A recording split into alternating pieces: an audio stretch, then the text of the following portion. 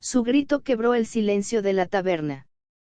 No fue un bramido, sino un sonido agudo y desgarrador, el tipo de estridencia que helaba la sangre de un hombre a mitad de un sorbo, haciendo que sus ojos se encontraran con los de otros por un brevísimo instante de conmoción colectiva.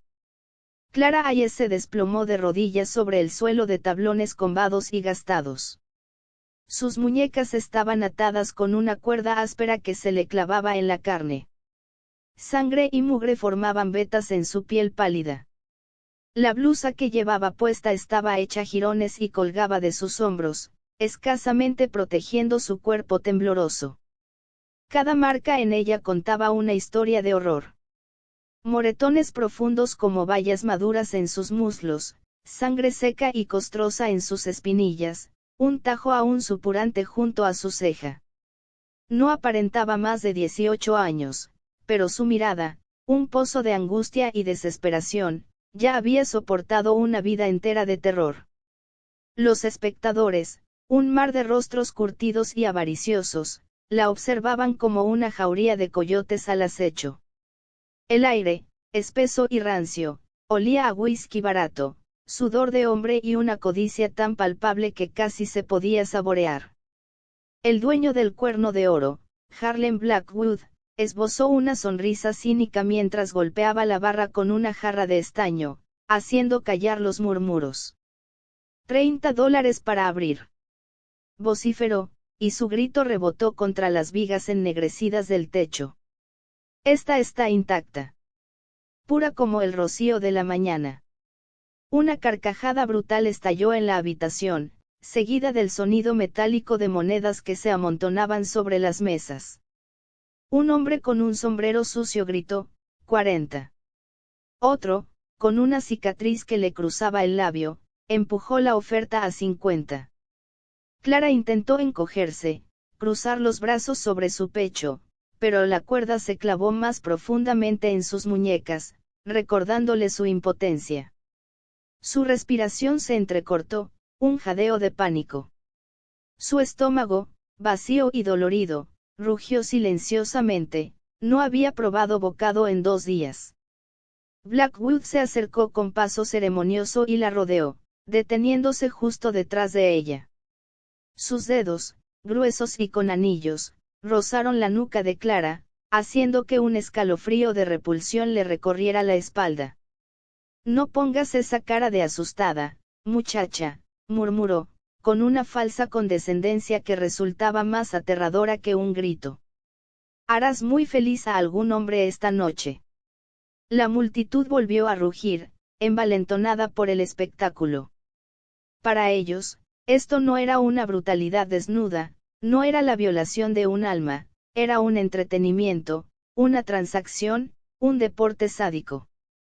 Clara apretó los dientes con tanta fuerza que notó el sabor metálico de su propia sangre en la lengua, una gota cálida que le resbaló por la barbilla.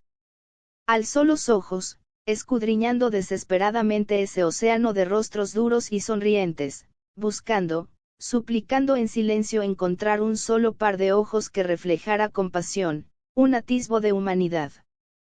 No hubo ninguno, solo vio hombres que la miraban como un trozo de carne, un premio por el que pujar. Entonces, una voz nueva cortó el bullicio del antro, una voz grave, áspera como la arena, pero cargada de una autoridad silenciosa. 75. La taberna se sumió en un silencio repentino y absoluto.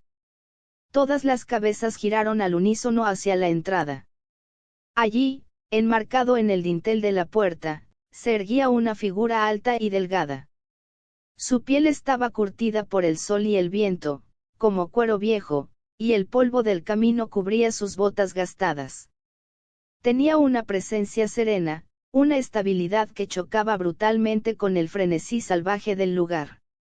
Se llamaba Levi Thornton, un ganadero de un rancho a 12 millas de distancia, un hombre conocido por haberse recluido en sí mismo desde que su esposa muriera años atrás.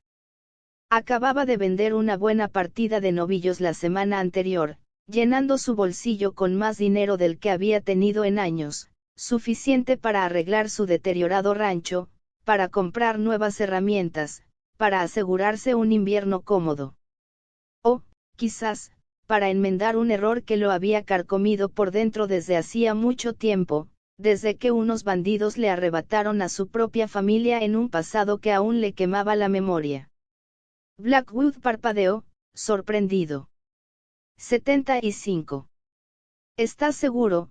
Viejo Levi asintió una sola vez, con un movimiento seco de su cabeza. Efectivo contante, dijo, y su voz no dejó lugar a dudas. La habitación estalló de nuevo, esta vez en una mezcla de risas incrédulas y exclamaciones de asombro.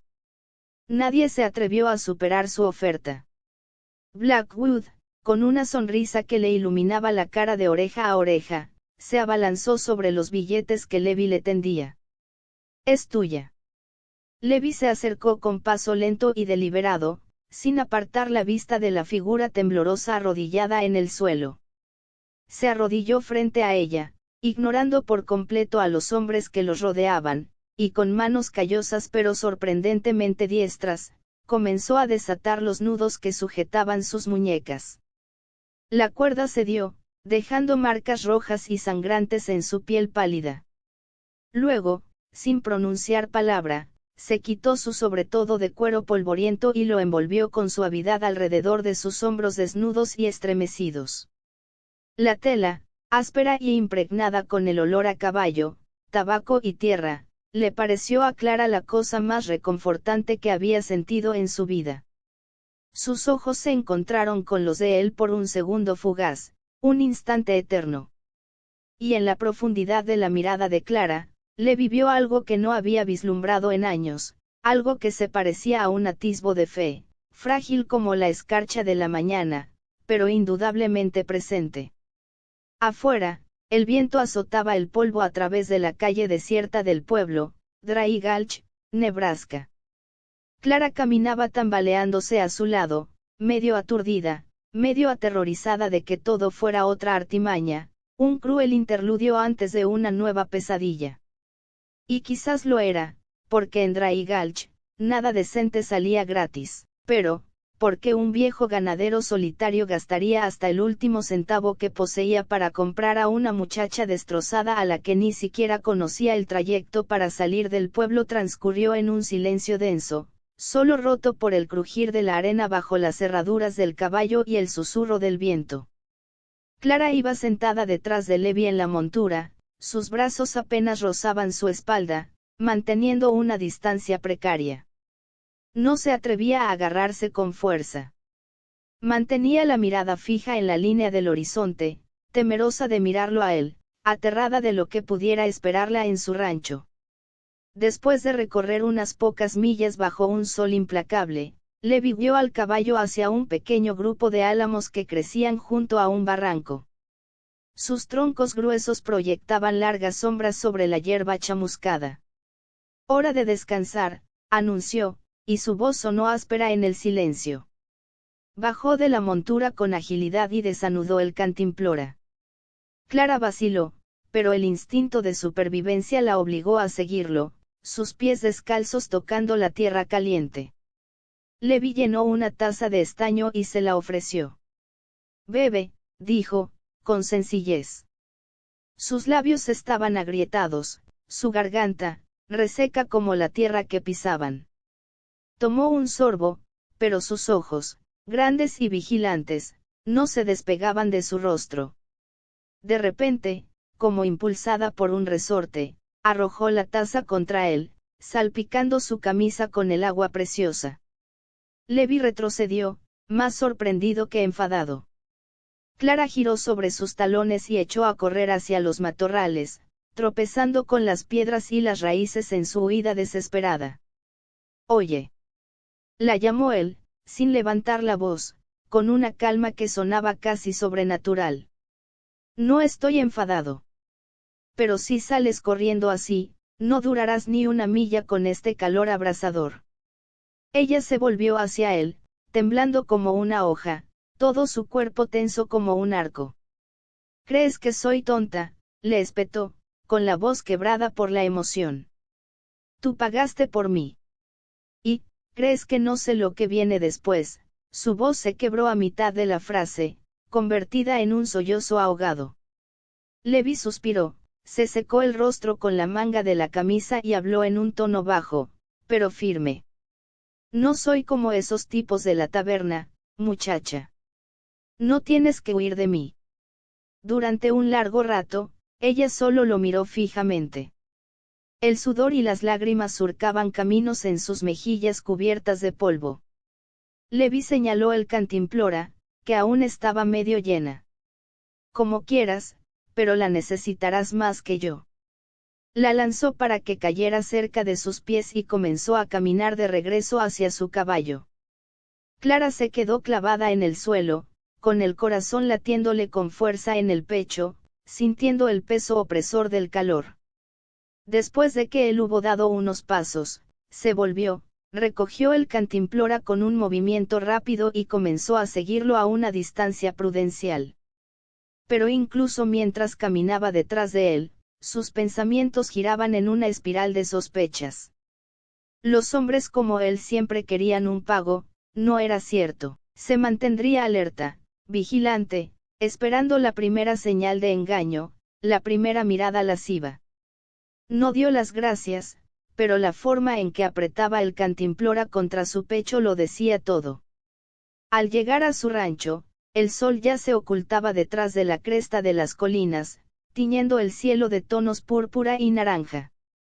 La modesta cabaña de troncos se alzaba silenciosa y serena contra el crepúsculo. Levi la ayudó a bajar del caballo, con una firmeza que no era brusca. Siéntate ahí. Voy a traerte algo más de agua. Ella se acomodó en los peldaños de la entrada, con todo el cuerpo dolorido, observándolo moverse por el patio con la seguridad de un hombre acostumbrado a la soledad y al trabajo duro. Regresó con una camisa limpia de franela y un cuenco con agua fresca. Ponte esto. Tienes aspecto de haber pasado por el infierno. Ella tomó la camisa, pero fue a cambiarse detrás del cobertizo, asomando la cabeza cada pocos segundos para asegurarse de que él no la estuviera espiando.